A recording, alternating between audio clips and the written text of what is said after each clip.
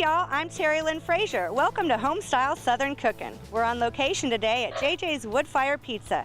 Not only are we going to make some delicious pizza, we're also going to meet Dr. Jack Sperlin, Vice President of Lifelong Learning and Dean of Technology at MSSU until he retired in 2007. What are we waiting on? Let's get started. Come on.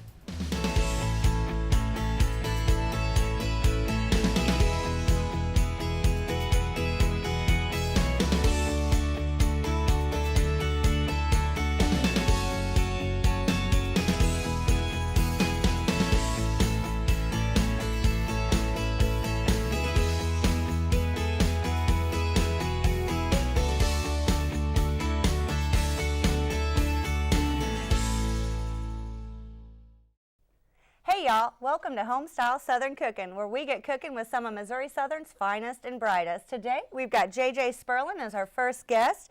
JJ is a professor in the Criminal Justice Department here in Southern, and also the owner of JJ's Wood Fire Pizza. We're going to get to know a little bit about JJ today. Hey JJ. Hey, how you doing? How are you? Good, real good. Okay, so we're going to go back a little. I've heard some interviews with you, and everybody gets right to the meat of today. Well, I want to go back a little. So, you were named after your dad, right? I was. Even though your name is JJ Sperlin, it's actually... It's actually Jack J. Sperlin, and do that. And then it was a matter, he was my soccer coach and everything growing up. And so it became Big Jack, Little Jack. Well, now I'm big just because of stature, and it got confusing. And so we went back to my nickname, which was JJ, and about 20 years ago, and that's what stuck since. And so everybody knows me as JJ, which is still stumps some people when I have old friends come in and say Jack, and then heads still spin around towards my dad, knew that when they're really talking about me. Well, what's the second J from? Joseph, my middle name. Jack Joseph Sperlin. That's it. It's nice. Thanks. Okay, so you grew up in the Joplin area, is that correct? Grew up in Fort Dodge. We got to the Joplin area by third grade, so I'd say predominantly growing up in the Joplin area. Where did you choose to go to college? I actually did right here at Missouri Southern, homegrown right here in criminal justice. Went through here and got my bachelor's degree here, actually. Now, what was your first job? Child abuse investigator for the state of Missouri. It was a interesting deal. I was headed to be a law enforcement officer in Tulsa Police Department, and prior to getting out of here, they'd brought in a child at St. John's. I was 2 weeks out from finishing up my bachelor's degree, and they'd brought in a child who had been beaten to death, and it was one of them surreal moments I remember, and just went home and told my dad that I actually wanted to go do investigations. So he said that I could. He put me in a little house. I stayed in a little house behind my mom and dad while I went through college. I won't get in any stories from there, but it was a fun venture. And after that, I went to DMH, and I did investigations for DMH, and I worked on a behavior resource team out there. Then I went back into asset protection and went to work for my friend Kenny Copeland, who's the undersheriff now of Newton County. He's actually head of Precious Moments, and I went and did some asset protection for him.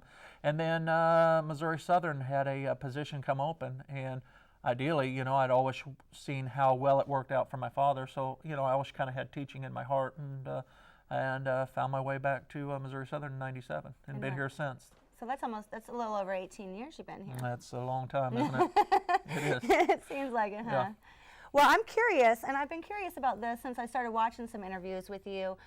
I know that you teach in the Criminal Justice Department, but asset protection, I don't understand what asset protection is. Could you explain that to me? Sure. Asset protection is kind of law enforcement, but it's run by the private sector. So Walmart and Lowe's and Home Depot and all these big box companies, they also want police not only outside, but they want police inside, to help mitigate, if you will, their culpabilities, from internal theft to external theft to slip and fall to hazardous materials to everything that you'd have to be concerned with.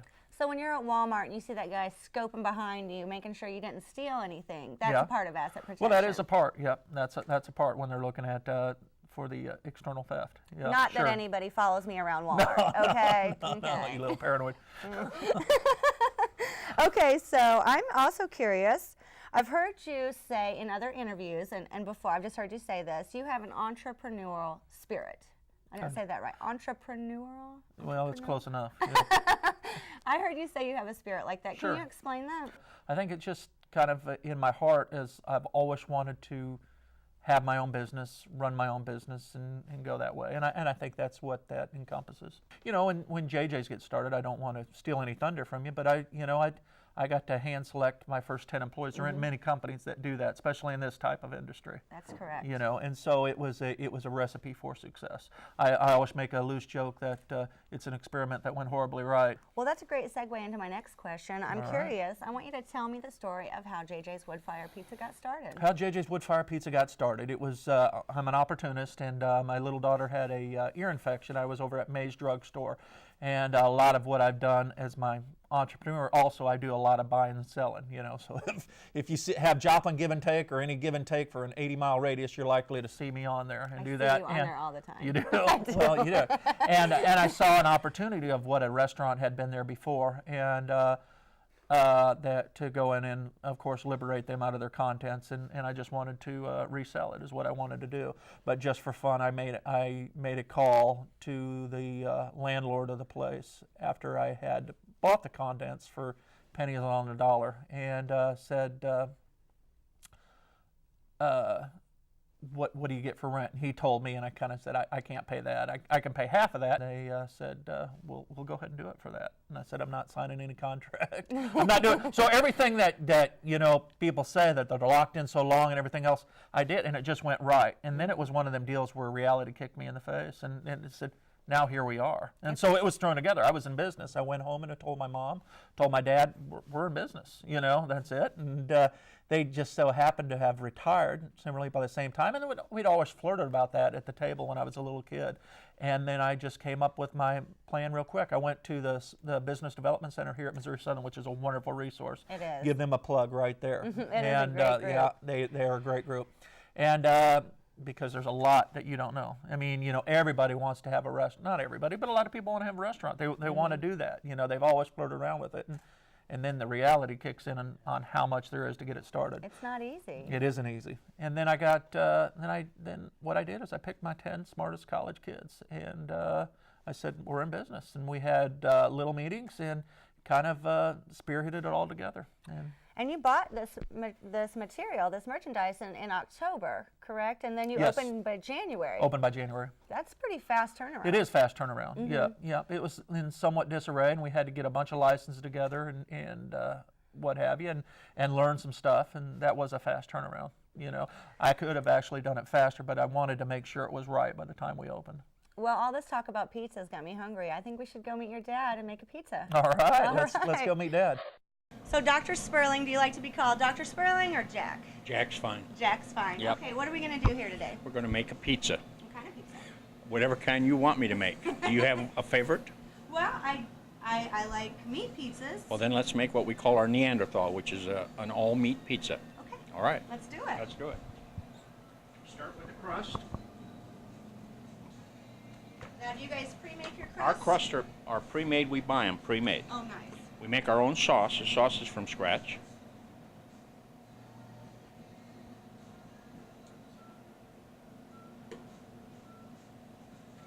I like that thick sauce on there. It is good.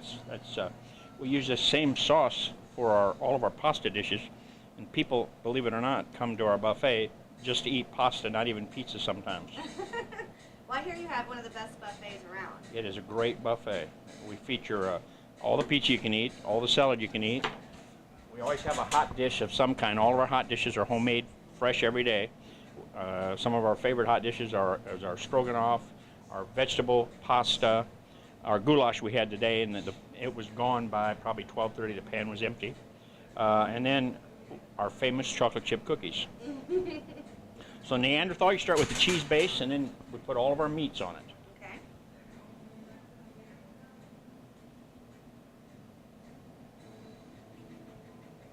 So where'd you learn to make pizzas? Believe it or not, when I was 16 years old, I went to work in a pizza place called Vic's Pizza Palace in Fort Dodge, Iowa.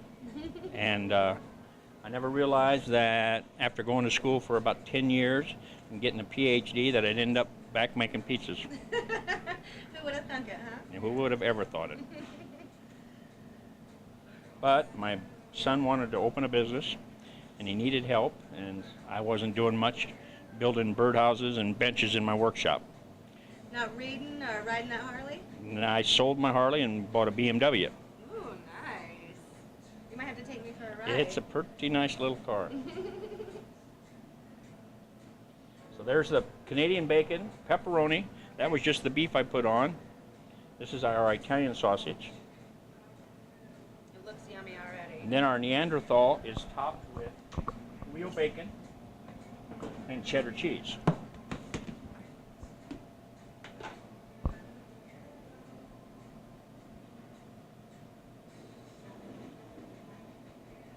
As you can see, we put a lot of toppings on our pizza. We think that's one of the reasons people come back is the quality. They know they're going to get a good pizza here. We don't put single topping pizzas out on the buffet and nothing else. We put all of our special pizzas out on the buffet, and we make any pizza that anybody requests during the buffet. So we have a lot of people that'll come in and request a chicken bacon ranch or some specialty pizza, and we always make them for them. Well, nice. All right. It looks yummy. I can't wait. Next thing you do is you put it in the oven. Our oven cooks. We like to cook at about 550 degrees. 550 degrees. About 550. You can see it's all wood fire. Mm-hmm. That's what gives it the crispness to the pizza and that wood flavor to it. Now, how long is that going to cook in there? Well, at 550 it takes about 4.5 to 5 minutes is what Not it very takes. long. No, not long at all. That's why we like that. It helps us with the buffet to keep plenty of pizzas out and that sort of thing. We can cook. We've cooked as high as 700. The problem when you get that high is your bottom sometimes will get too done compared to your top. So we found that about 550 is the best temperature, the ideal temperature to cook pizzas. Very good. Well, when this is done, why don't we come out here and have some All and right, chat it up? all right, we'll do it. All right, all right. thank you, sir. Yep.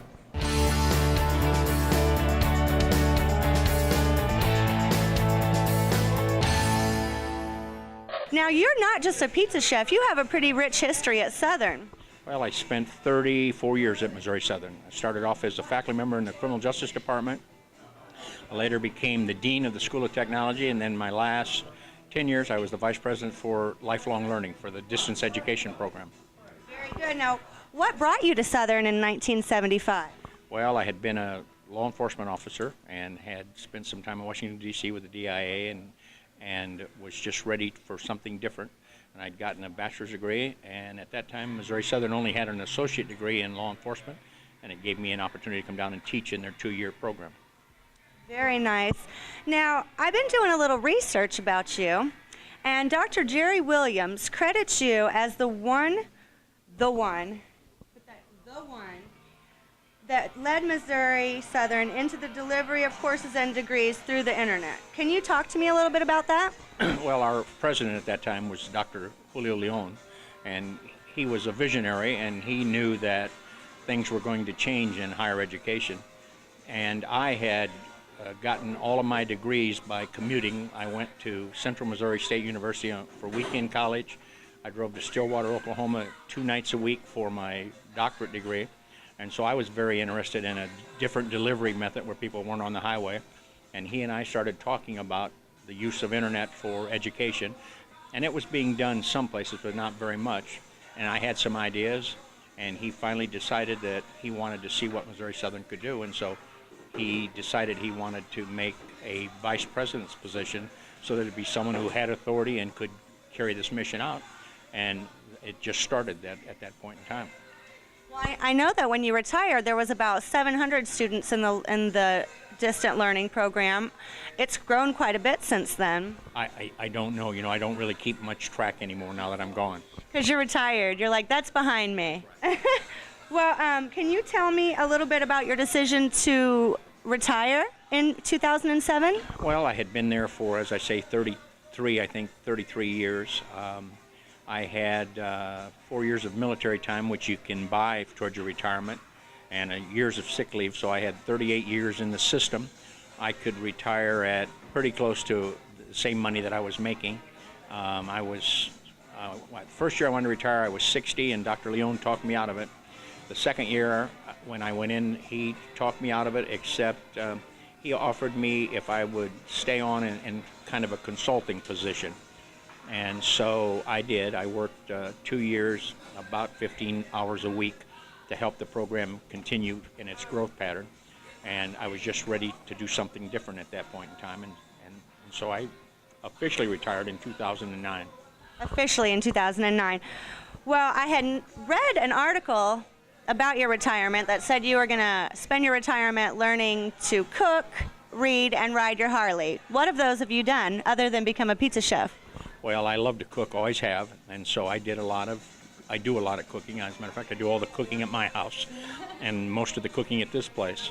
I rode my Harley for about 3 years after I retired, and then I traded it for a BMW Z4. I wanted 4 wheels under me, and I read all of the time. I love to read. Very good. Okay, so we have a few different questions here. How did you end up making pizzas? Well, my son JJ, who is a full-time faculty at Missouri Southern, always wanted to have a sports bar / pizza restaurant. This one became available, and he started talking about getting it, and I could see that he was going to need help, and so I told him I would help him get started, and that's been 3 years ago. So you're still helping, huh? Now, when you retired and you had talked about taking these advanced cooking classes, did you really see yourself being a pizza chef? Well, it's what's kind of funny about life is when I was 16 years old, I started working in a pizza place back in high school.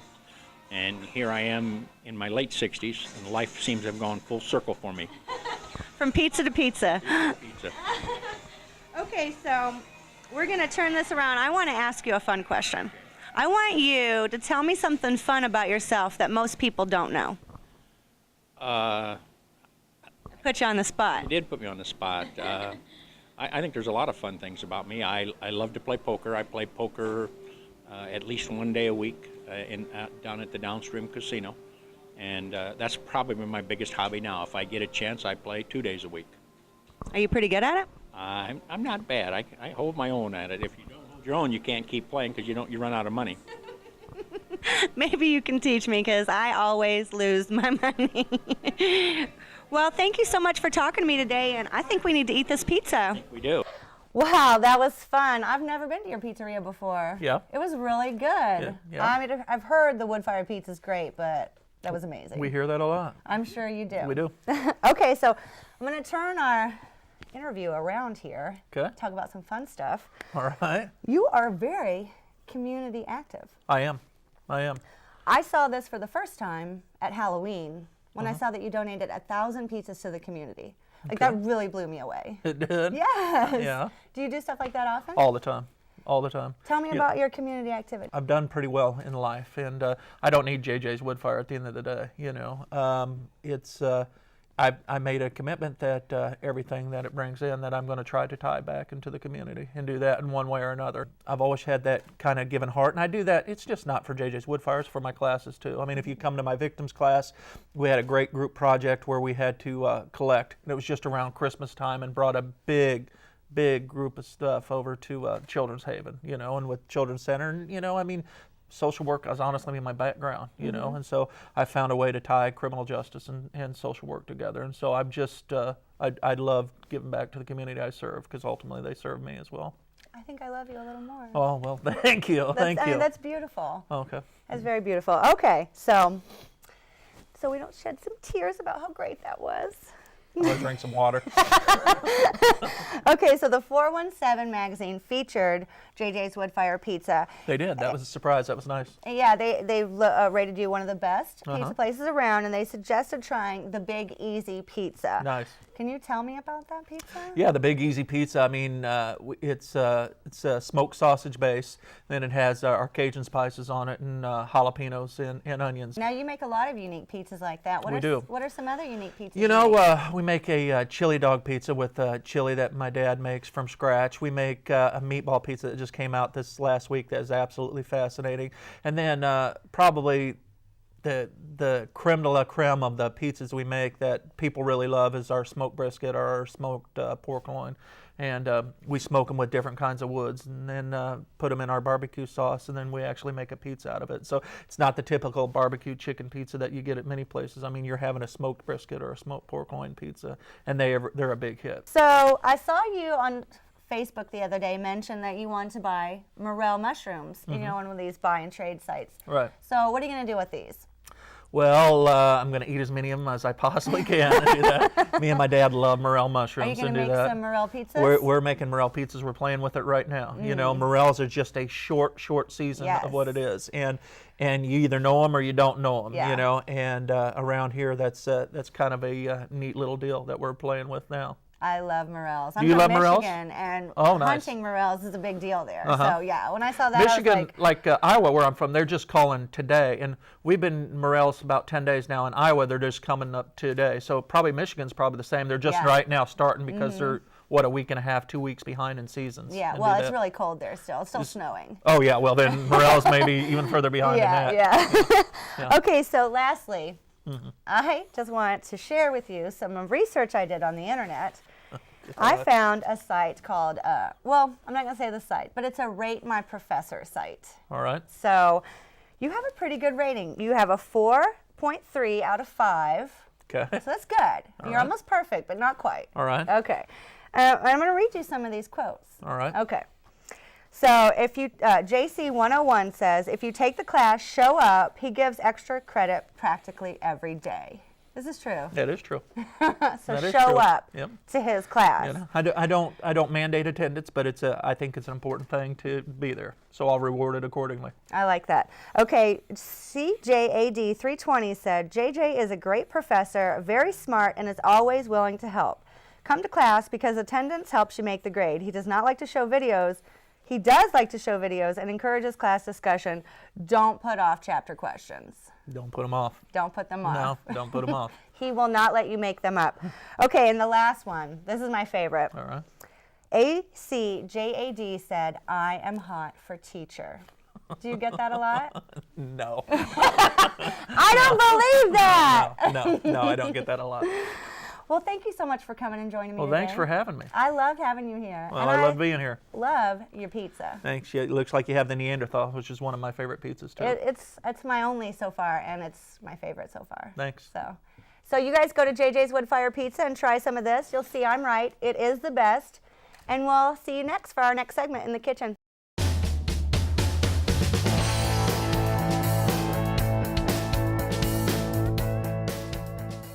Hi y'all, welcome back to Homestyle Southern Cooking. Welcome to my kitchen. The purpose of this segment is to show dorm students how to cook satisfying and delicious recipes in a crock pot, which is a dorm-approved cooking appliance. All right, well, let's get started. So today what I'm going to teach you guys how to make is a crock pot pizza. Now it's not going to be anywhere near good as JJ's Woodfire Pizza, but we can't always get to JJ's, especially when finals are coming and we have to study. So what we have here is a refrigerated dough pizza, which I flattened out, and now we're going to put it in the bottom of the crock pot, which we have already sprayed with a good portion of some kind of Crisco. So now I'm going to spread this in here to the edges. And now the thinner you can make it, the better, because it is going to thicken up as you go. So I'm spreading this in here, getting it to my edges. Now our second step is we're going to put our sauce in here, so we just dump that. Now it's a very simple recipe. It's really just about building it. So I'm putting this in here with my handy tool, and now I'm going to put some cheese on. So the part of this that's unique for you is you can put whatever you want, whatever kind of ingredients. So I'm going to try to make this like JJ's Neanderthal though. So I'm going to put ham. Let's see, some ham. I got bacon here. All right, gotta love the bacon. I got some hamburger meat. Got some Italian sausage. Now see, it's so easy. I'm just dumping this stuff in here. It doesn't get any easier than that. Okay, so my pepperonis. It's almost like I'm layering this stuff. I love it. It's going to be so thick when it's done. And it really only takes a short amount of time. Now, the thing about this, I have made this and I've made the mistake, so I've learned from it. You can't just set this and go like a lot of crock pot recipes. You have to be there. It only takes about an hour and a half to cook. If you let it go too long, it's going to burn. After an hour and a half, you're going to turn this right off and open the lid and let it sit there for half an hour. And so the last thing I'm going to do is I'm going to add my second layer of cheese because I like a lot of cheese. I'm cheesy. And that's that. So now I'm going to close it up. And in an hour and a half, on high, it will be done, and then a half hour later we can eat it. So join us in the dining room next as we try out this yummy pizza.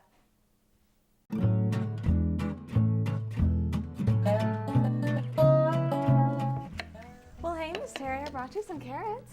Hey, what are these? Baby carrots. Am I supposed to believe that my carrots right here gave birth to these carrots right here?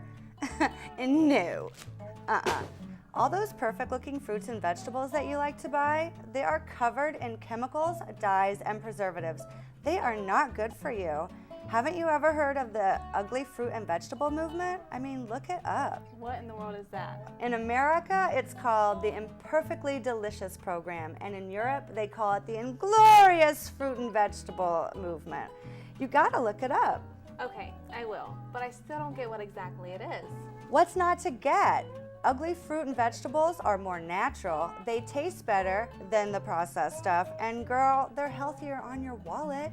Some local produce grocers and your farmers markets will sell it to you for cheaper. You just gotta ask about the ugly stuff. When it comes to fruits and vegetables, ugly is beautiful. So do yourself a favor and go ugly today.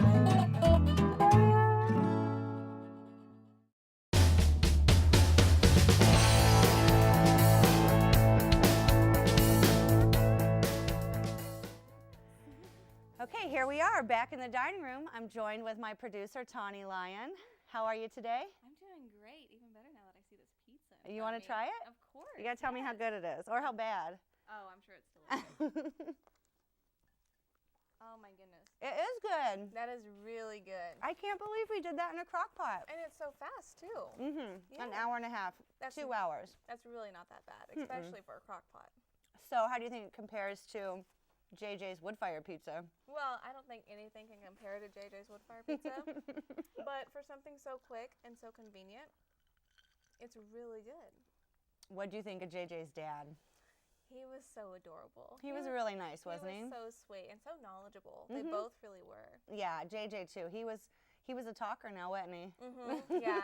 I was so grateful. He's so nice too. He's really nice. Yeah, I'm excited. I wonder who's going to be our next guest. I don't know. I'll have to find out. All right, well, thank you so much for joining us for our pilot episode of Homestyle Southern Cookin'. I want you to go to our Facebook page at Homestyle Southern Cookin' and like us. Tell us what you thought about this show for your chance to win a swag bag and your own crock pot. Now, if you've already liked our page, go ahead and tell us what you thought about the show for your chance to enter. All right, we'll see you next time. Thanks for joining us. Bye, y'all.